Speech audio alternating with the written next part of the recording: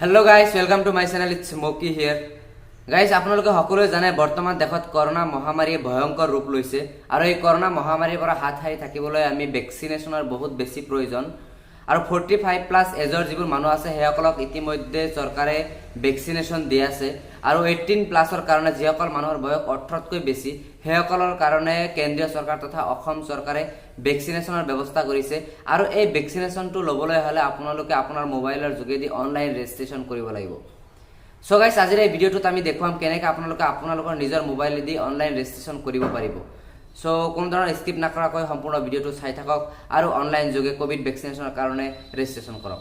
Guys, ভিডিঅ'টো description বক্সত দিয়া লিংকটোত আপোনালোকে ক্লিক কৰি প্ৰথমতে পেজটো ওপেন কৰি ল'ব।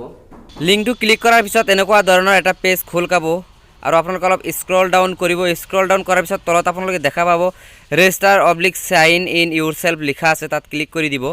ক্লিক কৰি দিয়াৰ পিছত এনেকুৱা ধৰণৰ এটা পেজ খোল খাব আৰু ইয়াত লিখা আছে register or sign in for vaccination. আৰু ইয়াত আপোনালোকে আপোনালোকৰ ফোন নাম্বাৰটো দি ৰেজিষ্টাৰ কৰক, মানে গেট OTP-টো ক্লিক কৰি দিব।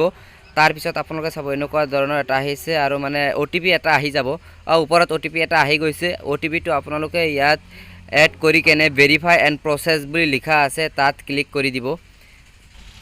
ভেৰিফাই আৰু প্ৰচেছ ক্লিক কৰি দিয়াৰ পিছত এনেকুৱা ধৰণৰ এটা পেজ খোল খাব আৰু ইয়াত লিখা আছে ৰেজিষ্টাৰ মেম্বাৰ। ইয়াত আপোনালোকে ৰেজিষ্টাৰ মেম্বাৰত ক্লিক কৰিব। ৰেজিষ্টাৰ মেম্বাৰত ক্লিক কৰাৰ পিছত এনেকুৱা ধৰণৰ এটা পেজ খোল খাব। ইয়াত দেখা পাই আছে আপোনালোকে ওপৰত লিখা আছে ৰেজিষ্টাৰ ফৰ ভ্যাকচিনেশন। ইয়াত এটা ফৰ্ম আহিছে আৰু ফৰ্মটো দেখা পালে আপোনালোকে ফিল আপ কৰিব পাৰিব। আৰু ইয়াত ফটো ID প্ৰুফ দিবা দিছে আৰু কেইটামান অপশ্যন আছে, ভোটাৰ আই কাৰ্ড আছে, আধাৰ কাৰ্ড আছে, তাৰপিছত আৰু কেইটামান ড্ৰাইভিং লাইচেন্স আছে আৰু কেইটামান অপশ্যন আছে। যিহেতু মই আধাৰ কাৰ্ডটো দিম সেইকাৰণে মই আধাৰ কাৰ্ডটো অপশ্যনটো ক্লিক কৰিছোঁ আৰু আধাৰ নাম্বাৰটো এড কৰি দিছোঁ। আৰু ইয়াতে জেণ্ডাৰটো আপোনালোকে ক্লিক কৰি দিব। তাৰপিছত আপোনালোকে আপোনালোকৰ নামটো লিখি দিব। তাৰপিছত আপোনালোকে ইয়াৰ অফ বাৰ্থটো লিখি আপোনালোকে ৰেজিষ্টাৰ বুলি ক্লিক কৰি দিব। ৰেজিষ্টাৰ বুলি ক্লিক কৰি দিয়াৰ পিছত আপোনালোকৰ মেছেজ এটা আহি যাব আৰু ওপৰত লিখা আছে ইণ্ডিভিজুৱেল ৰেজিষ্টাৰ ছাকচেছফুলি। আৰু মেছেজ এটা আহি গৈছে। প্ৰথমতে মেছেজটো চাই লওঁ বাৰু কি লিখা আছে মেছেজত। Dear Mokibul Hasan, you are successfully register for COVID ভ্যাকচিনেশন।